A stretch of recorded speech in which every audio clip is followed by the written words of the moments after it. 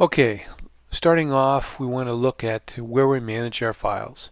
We're going to manage, right now we're managing them in Lightroom. So this is the raw converter. We could be using Camera Raw, we could be using a number of other programs. But it's important to note that I do raw processing in this environment to set the file up for moving into Photoshop, where I'm going to need the precision and the details that Photoshop is going to offer me. So knowing that I'm going there means that I'm going to make sure the file is set up accordingly and not overdone, so to speak. Now I'm also dealing with Cintiq. I use a Cintiq, but using any kind of Wacom tablet or with a stylus, I think is really beneficial when you're working with these type of files in this type of an environment.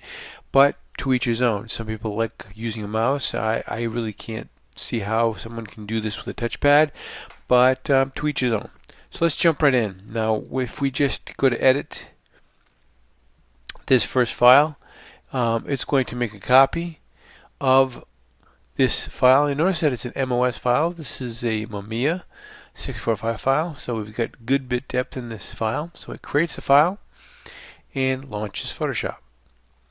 Now I'm just going to quiet down this background here and just eliminate that. And notice that we are in a 16-bit environment. We see this in the file name. We want to stay in that 16-bit environment as long as we possibly can. Now the file size, we're going to monitor down here. We're starting off with a 158 meg file. So it's important for us to maintain 16-bit the whole time through if we possibly can, even if it means we have certain stages of the retouch, because bit depth is very, very important to us. Even if your image, if your client says your image is going to live very small on the web, inevitably it's going to want to be played somewhere else. And if you've got any indication of that, it would behoove you to make sure the retouch can address that and not have to go back and redo it for a different application later on. So with that, I'm going to do something here that is counterintuitive to what I just talked about, but for sake of the speed of the video and the lessons, I'm going to move this to 6 to 8-bit, simply for file size and for keeping this lean and keeping it moving along. But do not do what I'm about to do. It's not that this is going to destruct your file, but you want to maintain 16-bit as long as you possibly can in this process. So I'm going to hit the F key, so I'm going to go to full screen mode, and I like to do this simply because I can see the full edges of my frame, and I have a background file, and I have my retouching work space up, so I've got all the things I need to see up in place, and I am ready to go. So the first thing I'm going to do is go down here to my new layer, and I'm going to add a new layer, just a blank layer here. I'm going to double click on this, and I'm going to call this map. Now you will notice that going through this, I label pretty much everything. Organization is essential if you're going to do this regularly or for business. Well, with any kind of regularity, that you're going to need to make sure that you can go back and access this information at a later date. So organization is key. So here I'm going to tap the B key, get a brush, and I'll get a different color. I'll get something maybe red,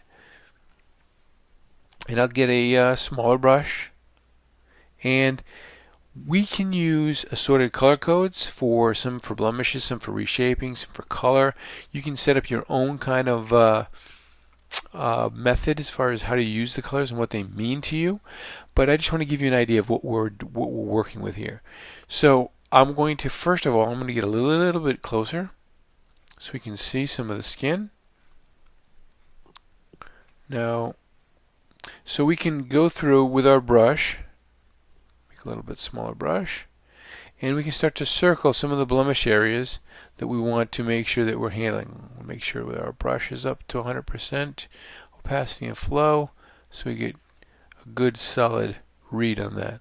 So we can just go through and start to just make little circles of areas that we want to address. And these are all blemish areas, and I'm going to handle the blemishes with the color red. So we're going to go through this, maybe the hot spot here. We'll scroll down a little bit, And it's not important that you hit everything, but you just want to hit the major things so we can go back and check at a later date and make sure that we've addressed all the things that we've addressed. We haven't missed anything that was obvious. And also important to maybe update your image map at the end of your retouch. So maybe these hairs, make little notations of that. Want to make sure the under the eyes is dealt with. Maybe this under here, we minimize that. And we can go through the image, and I won't bore you with doing this overly thoroughly, but depending on where this is going to live, you would want to make sure you have a pretty good, accurate rendition of this. Now I'm going to switch colors here because I'm going to deal with some other shaping things that I want to make note of. So let me just zoom out, and I can switch colors, and I can go to maybe something green and get my brush back, and with the green color I can say, okay, the green's going to deal with color. So I want the color of the eyes, I want maybe a little bit of makeup in here, the color of her lips, and in her hair I want the color addressed, so I can just just go through this, and I can actually come over here and say plus yellow.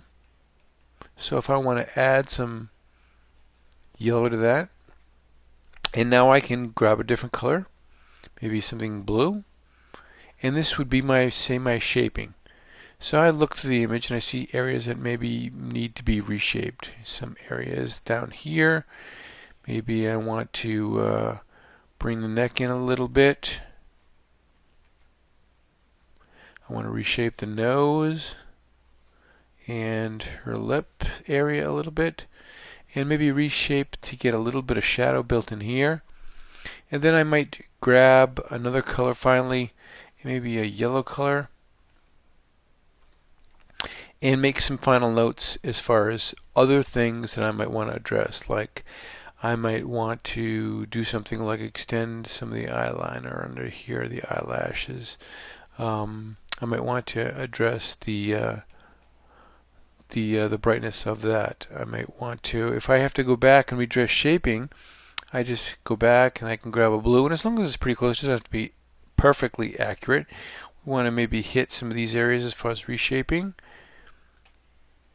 when we reshape, and maybe we handle these flyaway hairs. So you get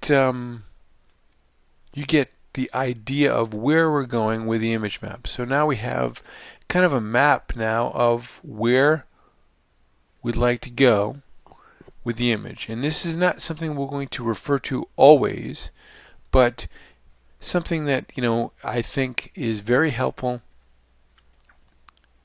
when you're working with a file, to keep you kind of head in the game as far as where you're going and what you're addressing. And we're going to move on to the next phase, which is going to be basically the blemishes of the skin.